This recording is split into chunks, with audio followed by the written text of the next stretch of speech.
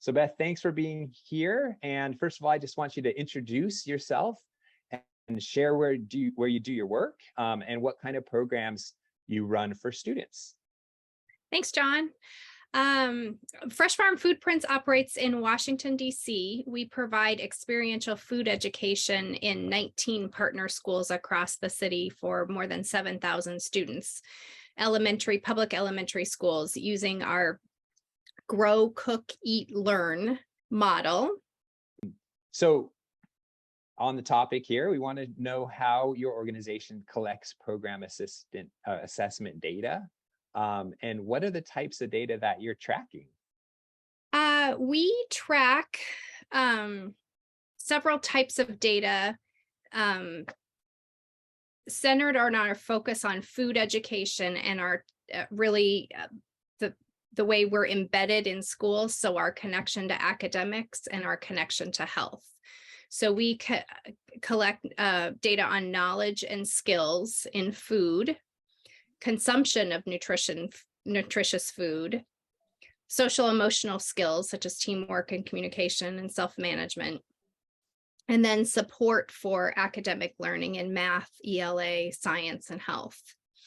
And we do this assessment and this data collection and this evaluation in order to demonstrate our outcomes to our current and future funders, and be accountable to ourselves and our stakeholders for doing what we say we'll do, and also to increase support and funding for our program. With meaningful and tangible outcomes, we can sort of gain future support and maintain our current levels.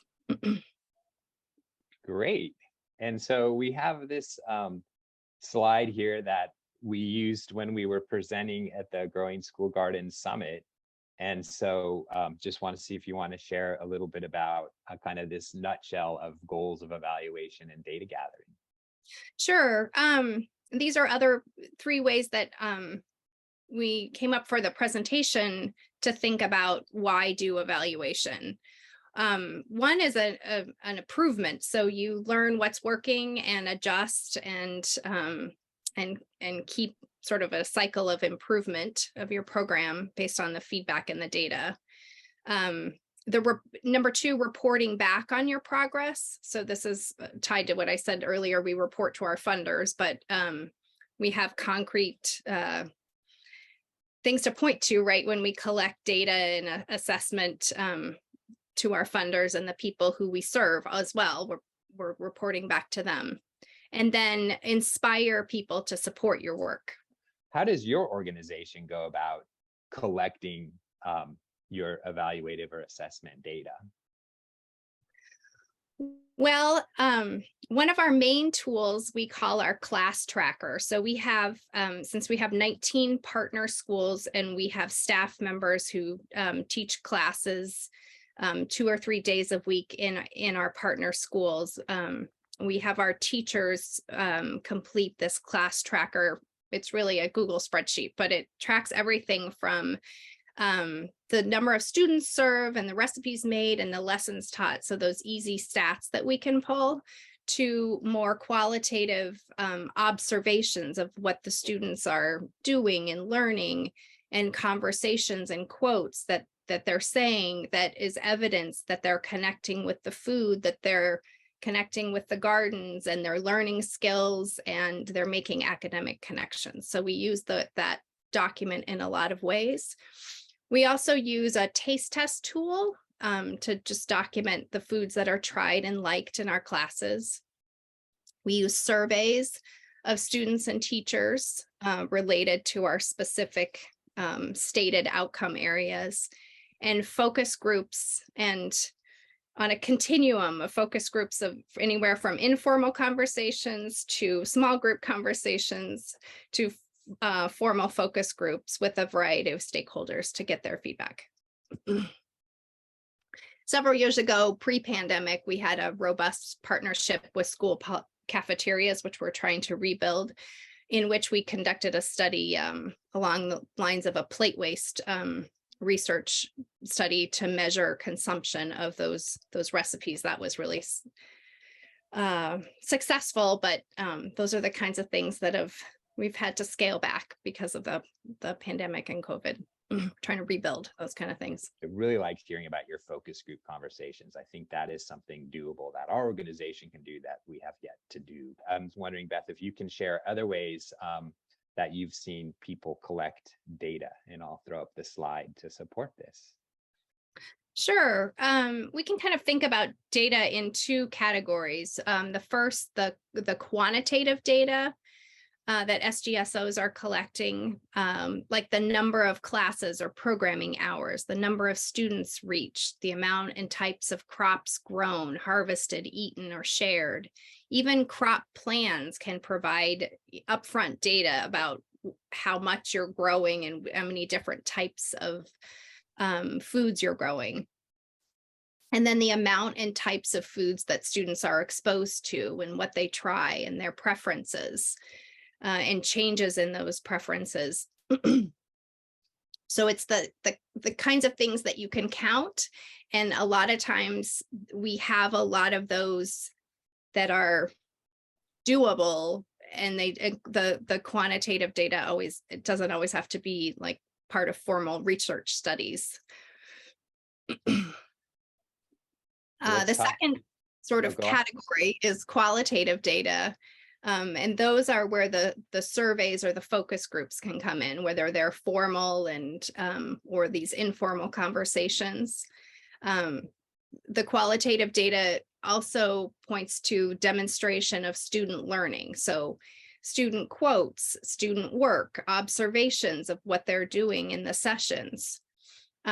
Lots of quotes from students, parents, teachers, community members on how they value the programming and what they're gaining. And when you show those maybe quotes across a group of stakeholders and they're all pointing to the positive outcomes and value for a program, that's powerful.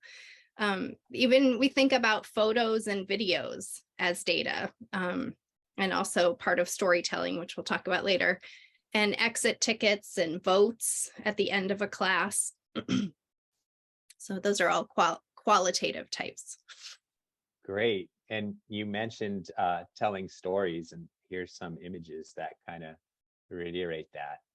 Yes, I am big on storytelling because I feel like that is how we connect with people who are trying to get to support our programs, with people who have funded our programs and the people we serve. So we can have numbers, but when we combine them with stories, they're all the more powerful. So these are some examples of how our organization and a few other organizations have taken some of this data and turned it into sort of short story formats on social media or in reports, accessible ways for people to connect with this. So to end this out, I just want to ask you, Beth, if you have any other tips or ideas that you'd like to share with others that are putting their heads around collecting data. Sure. I want to tell everybody that you are already collecting lots of types of data. I hope that you've seen in these previous slides in this conversation, oh, I have that, we're collecting that. So if you collect those and bring those together, you can use those to demonstrate your impact. So the metrics on your reach, harvest, foods, tries and likes, photographs, all of this is data. So sort of open up your thinking about what is data, because you have it. And like I said before, tell stories, use stories to help your data come alive, and vice versa, use data to help support the messages in your stories. And reuse these data and stories. So you don't have to think of a new data source for every type of way you want to get out these stories and information about your impact. So sort of build that cadre, and you can use those in everything from formal reports to short snippets and newsletters internally and externally, to social media, to conversations with funders and stakeholders. And these are all formats in which you can convey the same valuable messages about your outcome without reinventing the wheel or gathering more data. And there's a couple of ways that I wanted to share that aren't necessarily tips, but ways we've sort of changed our thinking about evaluation in the past few years.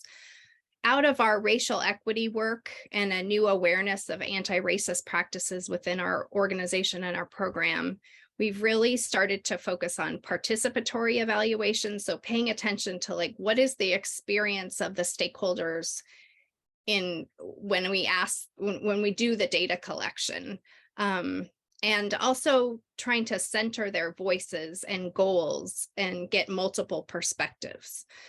And number two, based on the constraints of the pandemic that I mentioned earlier, including having less time and fewer touch points with stakeholders, we really try to integrate evaluation methods across our projects and our programming. So for instance, not build a separate evaluation plan for maybe every grant funder, but try to meet the same evaluation goals with one project, across projects.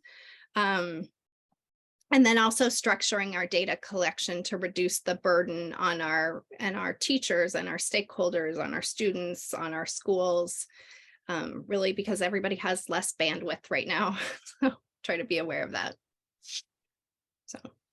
Thank you so much, Beth. That was a lot of information, but I think it's insanely useful information. And this is kind of the work that, Beth and I started doing with a cohort of folks during a virtual leadership institute. We gathered loads of resources and put them on a hopefully easy to navigate web page, which I'm going to share the web link with you right now.